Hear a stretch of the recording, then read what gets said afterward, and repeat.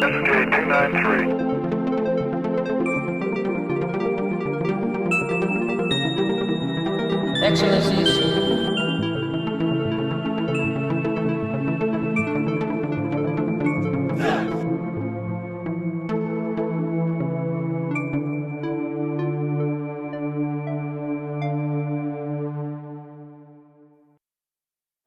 In 1903, mankind first took flight. Just 8 years later, in 1911, in the deserts of Libya, an Italian pilot wrote home that he was going to attempt the first ever bombing from an aeroplane. This note, in the pilot's experiment of manually flinging a bomb from his humble aircraft, began a transformation of aeronautics from a peaceful medium of travel into an unprecedented means of war, all within the first 8 years of its creation. A short 3 years would pass before air warfare was fully institutionalized in World War I. 66 years later, man would land on the moon, another unimaginable benchmark. However, since this was reached, humanity's presence in this new medium has not yet involved mass carpet bombing being launched from the atmosphere, nor mass casualties like that of air and land. Yet, beyond the view of the public space race, an ongoing development of the militarization of space has been steadily growing throughout this medium.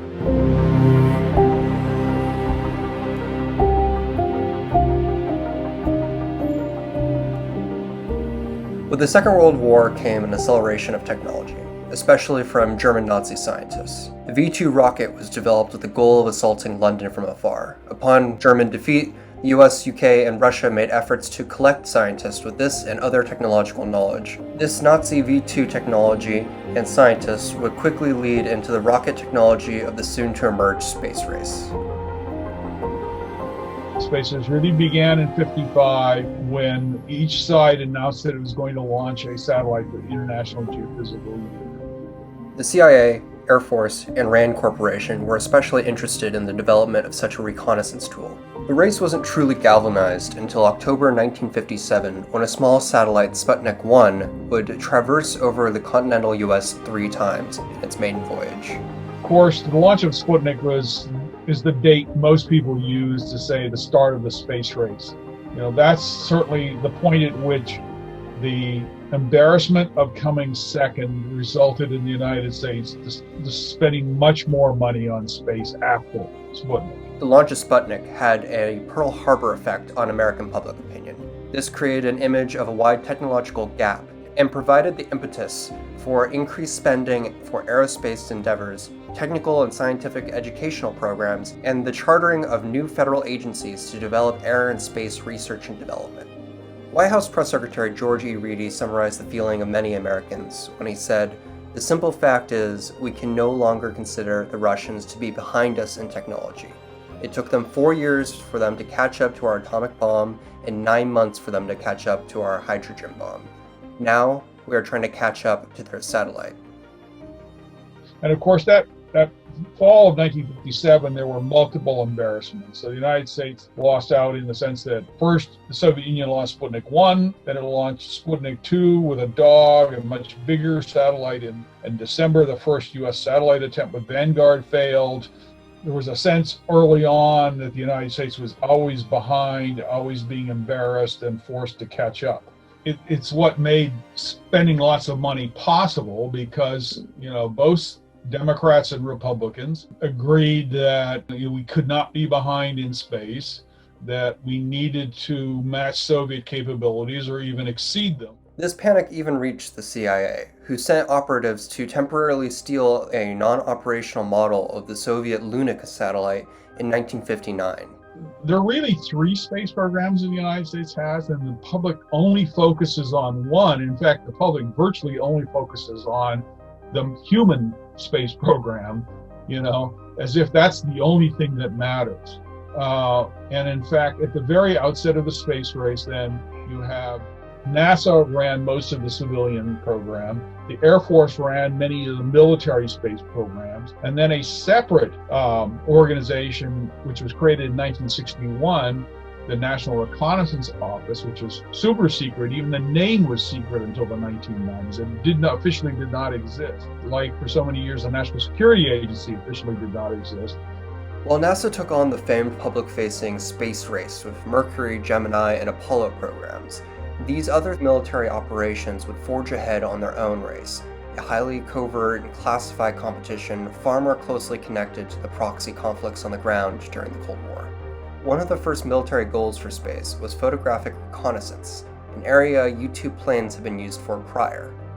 The U-2 was a stopgap measure to create an airplane that could fly so high it could overfly the Soviet Union and photograph it from 70,000 feet. And that worked until Francis Gary Powers was shot down on May 1960, which exposed the U-2 program and what it really was, and exposed the spying on the Soviet Union, which was very limited but helpful.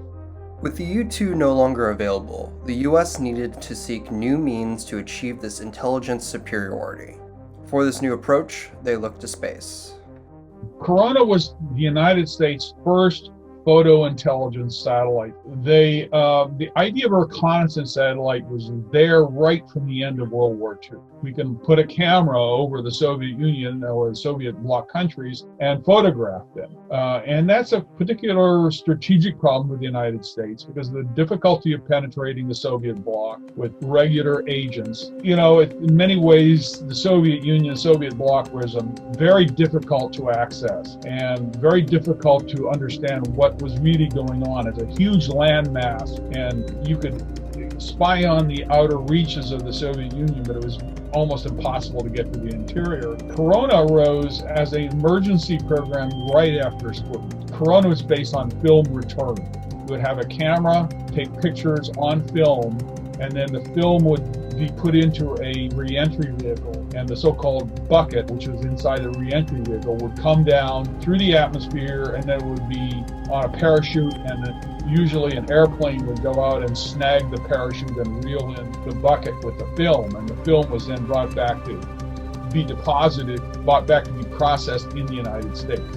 And so the only way we could get a high resolution image, let's say, of a Soviet ICBM base was to take a film and then return the film to Earth and develop it. Corona would support intelligence collection in the USSR and the People's Republic of China.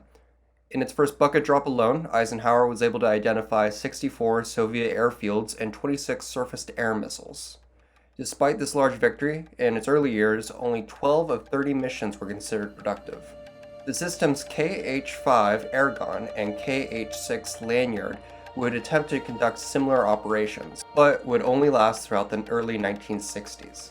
Another one of these reconnaissance projects, SOLRAD, was publicly spoken of as a solar monitoring scientific satellite, while secretly internally holding surveillance GRAB technology to monitor the USSR. Space, however, would quickly move from simply just a watchtower surveillance into also a position capable of offensive maneuvers and requiring defensive precautions. During the Cold War, both the Soviet Union and the United States developed anti-satellite or ASAT weapons designed to destroy or disable the other satellites.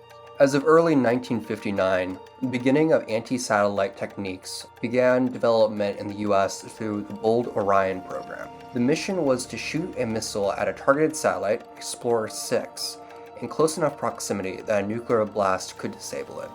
Coming within 4 miles of the target, it was deemed effective enough for an atomic blast. Nike Zeus and Thor missiles were all developed to strike down satellites directly. While a direct hit wasn't achieved for Bold Orion, in 1985 the US would advance its ASAT technology to be able to use an ASM-135 missile on board an F-15 following a similar attempt with a successful hit.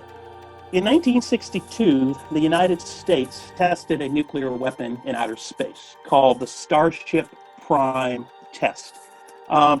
Seemed like a good idea at the time, but when we tested nuclear weapons in outer space, we damaged or destroyed several American, Soviet, and British satellites. And had we continued to test nuclear weapons in outer space, we probably would have put so much radiation in the ionosphere that manned spaceflight would not have been possible. So in 1963, the United States, the United Kingdom, and the Soviet Union signed the Limited Test Ban Treaty, which prevented the testing of nuclear weapons in the atmosphere, but also prevented nuclear testing in outer space. Just as with the race to the moon, The Soviet Union maintained a competitive edge throughout this military space competition. In the early 1960s, the USSR caught wind of the US SAINT project, which at the time would potentially have advanced ASAT technology.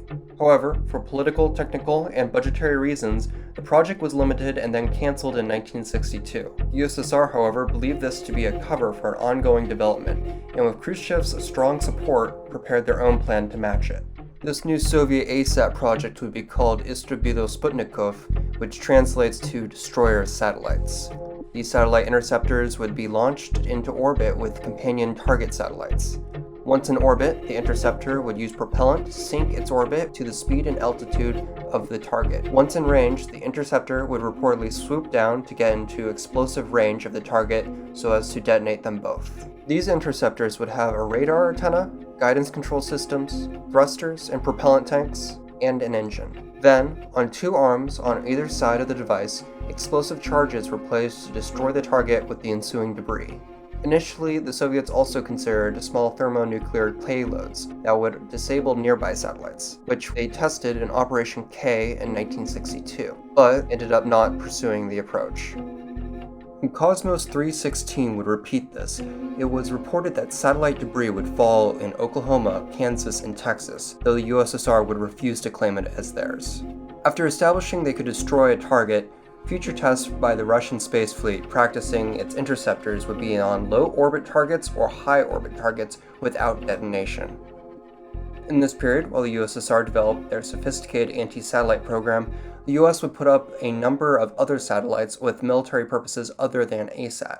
In the 1960s, the Navy created a navigation satellite system called Transit, and it was basically for ballistic missile submarines. That a ballistic missile submarine can launch against the Soviet Union from the middle of the ocean, but if it has no idea where it is, no highly accurate idea of its exact geographical position, it's going to be very hard to hit any target in the Soviet Union or the Soviet bloc in the case of a nuclear war. The transit system that the Navy established is basically to give submarines, also surface ships, accurate location of their position. In the 1970s, there were competing ideas for a navigation satellite system in the US military. The decision was made to focus that on the Air Force, and GPS is essentially taking both Navy and Air Force technology developments to create a single unified US Armed Forces navigation satellite system, which is the Global Positioning System. So the Global Positioning System then begins in the later 80s to put satellites into space to essentially they are atomic clocks into orbit. And those atomic clocks give extremely precise time. And if you triangulate on those on at least 3 satellites, helps any GPS system decipher where exactly you are on the ground or on the surface or even above the surface. It's 3-dimensional. MIDAS, starting in 1970, would be an experimental early warning satellite with infrared sensors that could detect missiles as soon as they were launched. This, however, would have mixed levels of success. The Defense Satellite Communication System, starting in the 1960s and 1970s, was a 6-satellite constellation used as an initial defense communication network. This would grow into a more expansive communications system. NOSS, codename White Cloud, started in 1975 and was among the most secretive U.S. military satellite programs. Used to locate enemy naval vessels, and was even able to detect submerged nuclear submarines through infrared sensors tracing heat patterns. The Cold War essentially produced a very important de facto regime, which was that we could militarize space but not weaponize, that we wouldn't station weapons in space or build large systems for shooting down other people's satellite. That was effectively a de facto evolution of the situation after the very first years of the space race. There evolved a de facto regime where both sides decided they were better off not starting a space war. What the president proposed this evening could lead to one of the most radical turnabouts of our time in strategic nuclear policy. Let me share with you a vision of the future which offers hope. It is that we embark on a program to counter the awesome Soviet missile threat with measures that are defensive. What if free people could live secure in the knowledge that their security did not rest upon the threat of instant U.S. retaliation to deter a Soviet attack, that we could intercept and destroy strategic ballistic missiles before they reached our own soil or that of our allies. He was pretty much obsessed with the idea that we needed to abolish nuclear weapons or make them impossible to use. And I mean, he had a point that, the reality of nuclear deterrence was, and still is today, is basically, if the other side attacks us, we shoot back, and the result is a global nuclear holocaust. And so Reagan wanted to find a way out of that, and he was sold the idea that if you put laser battle stations in orbit, you might be able to shoot down Soviet warheads, that we could change the nature of the strategic nuclear stalemate. Reagan's Strategic Defense Initiative, frequently known simply as Star Wars, was a long-term research program involving everything from space-based hypervelocity guns to laser weapons. SDI would stimulate the research and development of many different technologies with the goal of intercepting intercontinental ballistic missiles and even submarine-launched missiles. One of the first projects under SDI was a program known as Excalibur. It had space-based lasers that were designed to target ballistic missiles and shoot them down, even from thousands of miles away. However, Excalibur's experiments yielded inconclusive results, and the project was ultimately abandoned. So-called Star Wars SDI evolved in the course of the age. The laser battle stations all proved to be far too utopian. So the military got interested in the idea of so-called kinetic impactors. So why don't we have these impactors just impact the other warhead, physically? So, if you just run a rock into something traveling 15,000 miles an hour, it's going to disintegrate, both the impactor and the warhead.